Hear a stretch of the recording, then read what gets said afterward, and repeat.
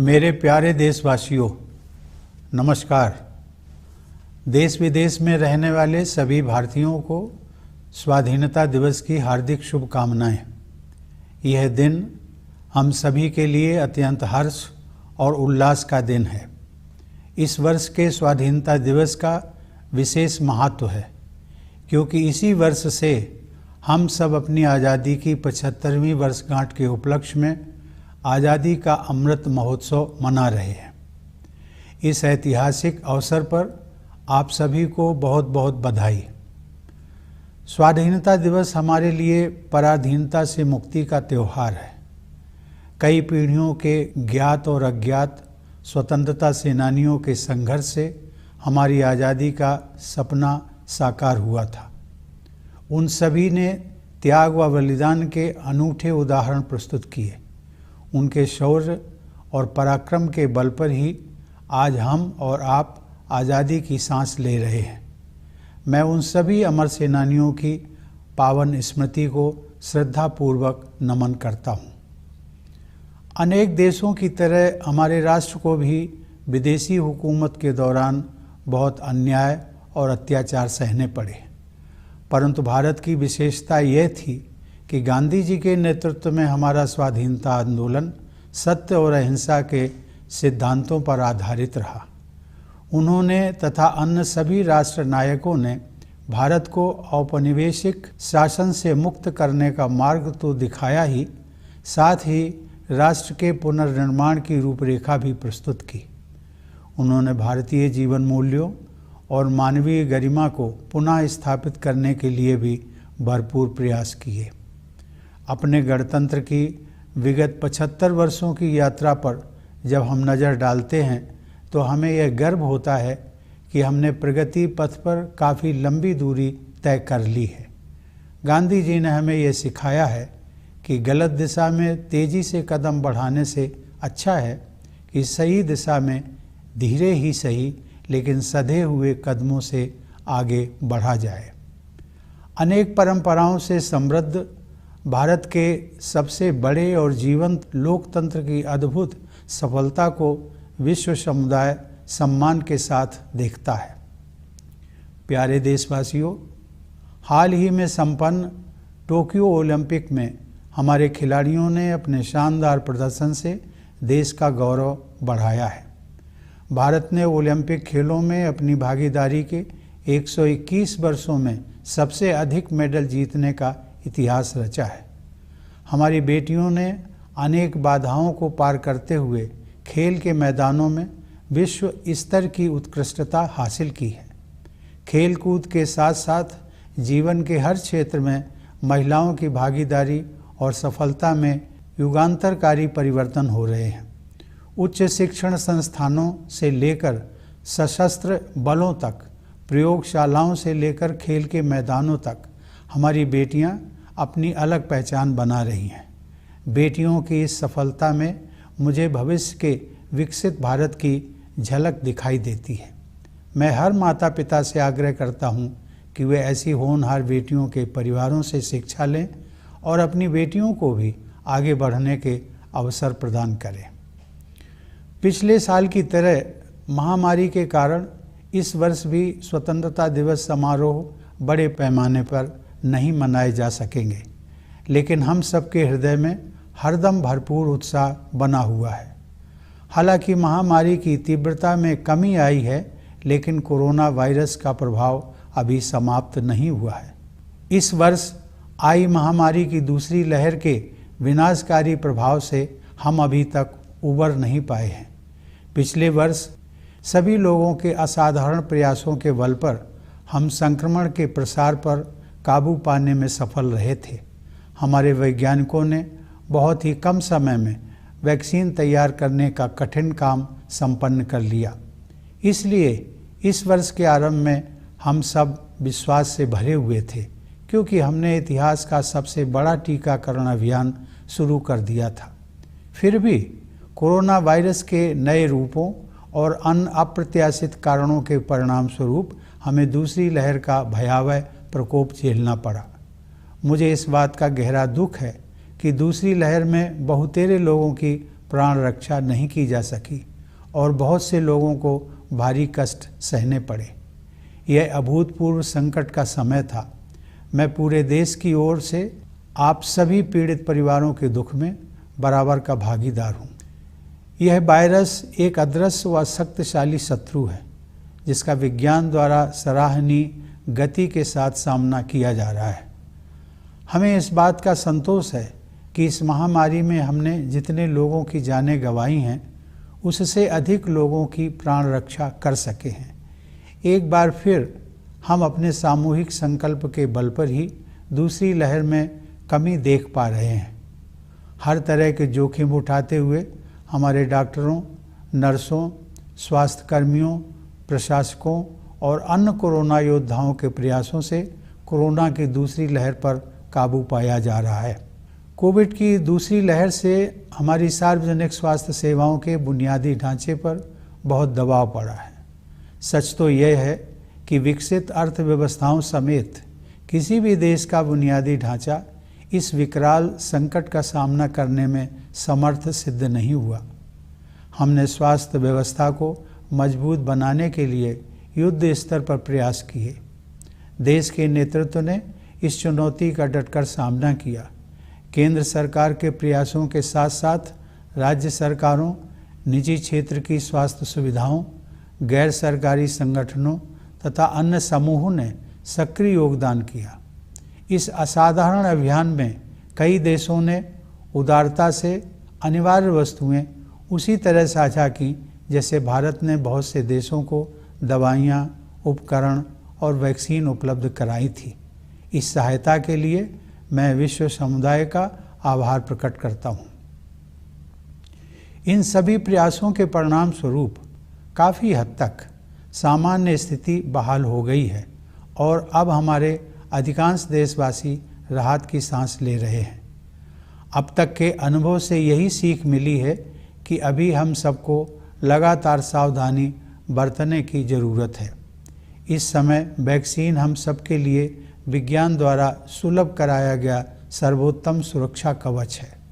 हमारे देश में चल रहे विश्व के सबसे बड़े टीकाकरण अभियान के तहत अब तक 50 करोड़ से अधिक देशवासियों को वैक्सीन लग चुकी है। मैं सभी देशवासियों से आग्रह करता हूं कि वे प्रोटोकॉल के अनुरूप जल्दी से जल्दी वैक्सीन लगवा लें और दूसरों को भी प्रेरित करें।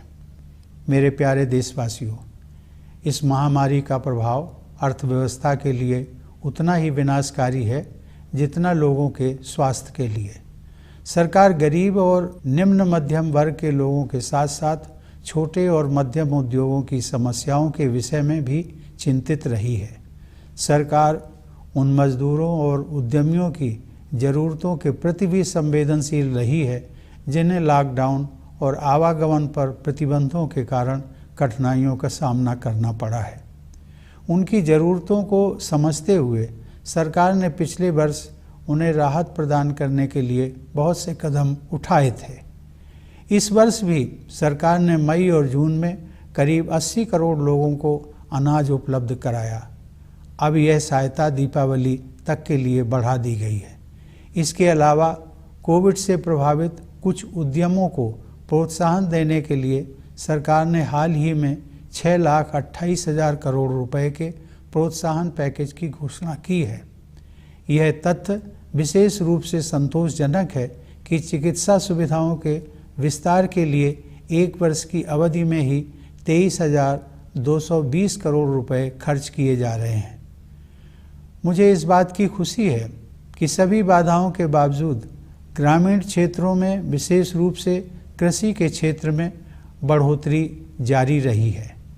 हाल ही में कानपुर देहात जिले में स्थित अपने पैतृक गांव परौख की यात्रा के दौरान मुझे यह देखकर बहुत खुशी हुई कि ग्रामीण क्षेत्रों में लोगों के जीवन को सुगम बनाने के लिए बेहतर इंफ्रास्ट्रक्चर विकसित किया जा रहा है। शहरी और ग्रामीण क्षेत्रों के बीच की मनोवैज्ञानिक दूरी अब पहले की तुलना में काफ़ी कम हो गई है। मूलतः भारत गांव में ही बसता है, इसलिए उन्हें विकास के पैमानों पर पीछे नहीं रहने दिया जा सकता। इसीलिए प्रधानमंत्री किसान सम्मान निधि सहित हमारे किसान भाई बहनों के लिए विशेष अभियानों पर बल दिया जा रहा है। ये सभी प्रयास आत्मनिर्भर भारत की संकल्पना के अनुरूप हैं। हमारी अर्थव्यवस्था में निहित विकास की क्षमता पर दृढ़ विश्वास के साथ सरकार ने रक्षा, स्वास्थ्य, नागरिक उड्डयन, विद्युत तथा अन्य क्षेत्रों में निवेश को और अधिक सरल बनाया है। सरकार द्वारा पर्यावरण के अनुकूल ऊर्जा के नवीकरणीय स्रोतों, विशेष रूप से सौर ऊर्जा को बढ़ावा देने के नवीन प्रयासों की विश्वव्यापी प्रशंसा हो रही है। जब ईज ऑफ डूइंग बिजनेस की रैंकिंग में सुधार होता है तब उसका सकारात्मक प्रभाव देशवासियों की ईज ऑफ लिविंग पर भी पड़ता है। इसके अलावा जन कल्याण की योजनाओं पर विशेष जोर दिया जा रहा है। उदाहरण के लिए 70,000 करोड़ रुपए की क्रेडिट लिंक्ड सब्सिडी योजना की बदौलत अपना खुद का घर होने का सपना अब साकार हो रहा है। एग्रीकल्चरल मार्केटिंग में किए गए अनेक सुधारों से हमारे अन्नदाता किसान और भी सशक्त होंगे और उन्हें अपने उत्पादों की बेहतर कीमत प्राप्त होगी। सरकार ने प्रत्येक देशवासी की क्षमता को विकसित करने के लिए अनेक कदम उठाए हैं, जिनमें से कुछ का ही उल्लेख मैंने किया है। प्यारे देशवासियों, अब जम्मू कश्मीर में नव जागरण दिखाई दे रहा है। सरकार ने लोकतंत्र और कानून के शासन में विश्वास रखने वाले सभी पक्षों के साथ परामर्श की प्रक्रिया शुरू कर दी है। मैं जम्मू कश्मीर के निवासियों, विशेषकर युवाओं से इस अवसर का लाभ उठाने और लोकतांत्रिक संस्थाओं के माध्यम से अपनी आकांक्षाओं को साकार करने के लिए सक्रिय होने का आग्रह करता हूँ। सर्वांगीण विकास के प्रभाव से अंतर्राष्ट्रीय मंच पर भारत का कद ऊंचा हो रहा है। यह बदलाव प्रमुख बहुपक्षीय मंचों पर हमारी प्रभावी भागीदारी में तथा अनेक देशों के साथ हमारे द्विपक्षीय संबंधों को सुदृढ़ बनाने में परिलक्षित हो रहा है। प्यारे देशवासियों, 75 साल पहले जब भारत ने आज़ादी हासिल की थी तब अनेक लोगों को यह संशय था कि भारत में लोकतंत्र सफल नहीं होगा। ऐसे लोग शायद इस तथ्य से अनभिज्ञ थे कि प्राचीन काल में लोकतंत्र की जड़ें इसी भारत भूमि में पुष्पित पल्लवित हुई थी। आधुनिक युग में भी भारत बिना किसी भेदभाव के सभी वयस्कों को मताधिकार देने में अनेक पश्चिमी देशों से आगे रहा। हमारे राष्ट्र निर्माताओं ने जनता के विवेक में अपनी आस्था व्यक्त की और हम भारत के लोग अपने देश को एक शक्तिशाली लोकतंत्र बनाने में सफल रहे हैं। हमारा लोकतंत्र संसदीय प्रणाली पर आधारित है, अतः संसद हमारे लोकतंत्र का मंदिर है, जहां जनता की सेवा के लिए महत्वपूर्ण मुद्दों पर वाद विवाद, संवाद और निर्णय करने का सर्वोच्च मंच हमें उपलब्ध है।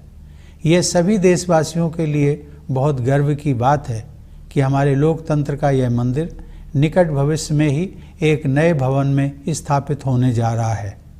यह भवन हमारी रीति और नीति को अभिव्यक्त करेगा। इसमें हमारी विरासत के प्रति सम्मान का भाव होगा और साथ ही समकालीन विश्व के साथ कदम मिलाकर चलने की कुशलता का प्रदर्शन भी होगा। स्वतंत्रता की 75वीं वर्षगांठ के अवसर पर इस नए भवन के उद्घाटन को विश्व के सबसे बड़े लोकतंत्र की विकास यात्रा में एक ऐतिहासिक प्रस्थान बिंदु माना जाएगा। सरकार ने इस विशेष वर्ष को स्मरणीय बनाने के लिए कई योजनाओं का शुभारंभ किया है। गगनयान मिशन उन अभियानों में विशेष महत्व रखता है। इस मिशन के तहत भारतीय वायुसेना के कुछ पायलट विदेश में प्रशिक्षण प्राप्त कर रहे हैं। जब वे अंतरिक्ष में उड़ान भरेंगे तो भारत मानव युक्त अंतरिक्ष मिशन को अंजाम देने वाला दुनिया का चौथा देश बन जाएगा।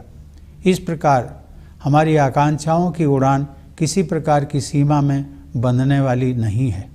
फिर भी हमारे पैर यथार्थ की ठोस जमीन पर टिके हुए हैं। हमें यह एहसास है कि आज़ादी के लिए मर मिटने वाले स्वाधीनता सेनानियों के सपनों को साकार करने की दिशा में हमें अभी काफ़ी आगे जाना है। वे सपने हमारे संविधान में न्याय, स्वतंत्रता, समता और बंधुता इन 4 सार गर्भित शब्दों द्वारा स्पष्ट रूप से समाहित किए गए हैं। असमानता से भरी विश्व व्यवस्था में और अधिक समानता के लिए तथा अन्यायपूर्ण परिस्थितियों में और अधिक न्याय के लिए दृढ़तापूर्वक प्रयास करने की आवश्यकता है। न्याय की अवधारणा बहुत व्यापक हो गई है, जिसमें आर्थिक और पर्यावरण से जुड़ा न्याय भी शामिल है। आगे की राह बहुत आसान नहीं है, हमें कई जटिल और कठिन पड़ाव पार करने होंगे, लेकिन हम सबको असाधारण मार्गदर्शन उपलब्ध है।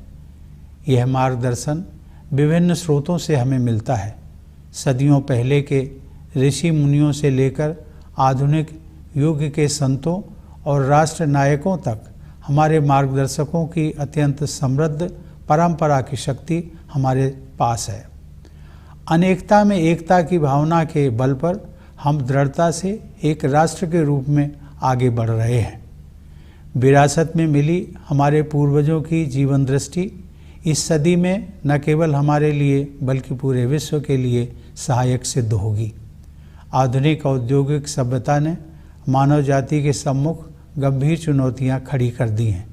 समुद्रों का जल स्तर बढ़ रहा है, ग्लेशियर पिघल रहे हैं और पृथ्वी के तापमान में वृद्धि हो रही है। इस प्रकार जलवायु परिवर्तन की समस्या हमारे जीवन को प्रभावित कर रही है।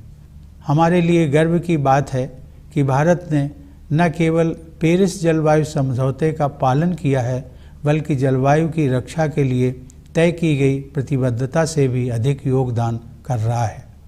फिर भी मानवता को विश्व स्तर पर अपने तौर तरीके बदलने की सख्त ज़रूरत है। इसीलिए भारतीय ज्ञान परंपरा की ओर दुनिया का रुझान बढ़ता जा रहा है। ऐसी ज्ञान परंपरा जो वेदों और उपनिषदों के रचनाकारों द्वारा निर्मित की गई, रामायण और महाभारत में वर्णित की गई, भगवान महावीर, भगवान बुद्ध तथा गुरु नानक द्वारा प्रसारित की गई और महात्मा गांधी जैसे लोगों के जीवन में परिलक्षित हुई। गांधी जी ने कहा था कि प्रकृति के अनुरूप जीने की कला सीखने के लिए प्रयास करना पड़ता है, लेकिन एक बार जब आप नदियों और पहाड़ों, पशुओं और पक्षियों के साथ संबंध बना लेते हैं तो प्रकृति अपने रहस्यों को आपके सामने प्रकट कर देती है। आइए हम संकल्प लें कि गांधी जी के इस संदेश को आत्मसात करेंगे और जिस भारत भूमि पर हम रहते हैं उसके पर्यावरण के संरक्षण के लिए त्याग भी करेंगे। हमारे स्वतंत्रता सेनानियों में देश प्रेम और त्याग की भावना सर्वोपरि थी। उन्होंने अपने हितों की चिंता न करते हुए हर प्रकार की चुनौतियों का सामना किया। मैंने देखा है कि कोरोना के संकट का सामना करने में भी लाखों लोगों ने अपनी परवाह न करते हुए मानवता के प्रति निस्वार्थ भाव से दूसरों के स्वास्थ्य और प्राणों की रक्षा के लिए भारी जोखिम उठाए हैं। ऐसे सभी कोविड योद्धाओं की मैं हृदय से सराहना करता हूँ। अनेक कोविड योद्धाओं को अपनी जान भी गंवानी पड़ी है। मैं उन सब की स्मृति को नमन करता हूँ। हाल ही में कारगिल विजय दिवस के उपलक्ष्य में मैं लद्दाख स्थित कारगिल युद्ध स्मारक द्रास में अपने बहादुर जवानों को श्रद्धांजलि देने के लिए जाना चाहता था, लेकिन रास्ते में मौसम खराब हो जाने की वजह से मेरा उस स्मारक तक जाना संभव नहीं हो पाया। वीर सैनिकों के सम्मान में उस दिन मैंने बारामूला में डैगर वार मेमोरियल पर शहीदों को श्रद्धांजलि अर्पित की। वह मेमोरियल उन सभी सैनिकों की स्मृति में बनाया गया है जिन्होंने अपने कर्तव्य पथ पर सर्वोच्च बलिदान दिया है। उन जाबाज योद्धाओं की वीरता और त्याग की सराहना करते हुए मैंने देखा कि उस युद्ध स्मारक में एक आदर्श वाक्य अंकित है, मेरा हर काम देश के नाम। यह आदर्श वाक्य हम सभी देशवासियों को मंत्र के रूप में आत्मसात कर लेना चाहिए तथा राष्ट्र के विकास के लिए पूरी निष्ठा व समर्पण से कार्य करना चाहिए। मैं चाहूँगा कि राष्ट्र और समाज के हित को सर्वोपरि रखने की इसी भावना के साथ हम सभी देशवासी भारत को प्रगति के पथ पर आगे ले जाने के लिए एकजुट हो जाएं। मेरे प्यारे देशवासियों, मैं विशेष रूप से भारतीय सशस्त्र बलों के वीर जवानों की सराहना करता हूं, जिन्होंने हमारी स्वतंत्रता की रक्षा की है और आवश्यकता पड़ने पर साहस बलिदान भी दिया है। मैं सभी प्रवासी भारतीयों की भी प्रशंसा करता हूं। उन्होंने जिस देश में भी घर बसाया है वहां अपनी मातृभूमि की छवि को उज्जवल बनाए रखा है। मैं एक बार फिर आप सभी को भारत के 75वें स्वतंत्रता दिवस की पूर्व संध्या पर बधाई देता हूं। यह वर्षगांठ मनाते हुए मेरा हृदय सहज ही आज़ादी के शताब्दी वर्ष 2047 के सशक्त, समृद्ध और शांतिपूर्ण भारत की परिकल्पना से भरा हुआ है। मैं यह मंगल कामना करता हूं कि हमारे सभी देशवासी कोविड महामारी के प्रकोप से मुक्त हों तथा सुख और समृद्धि के मार्ग पर आगे बढ़ें। एक बार पुनः आप सभी को मेरी शुभकामनाएं। धन्यवाद। जय हिंद।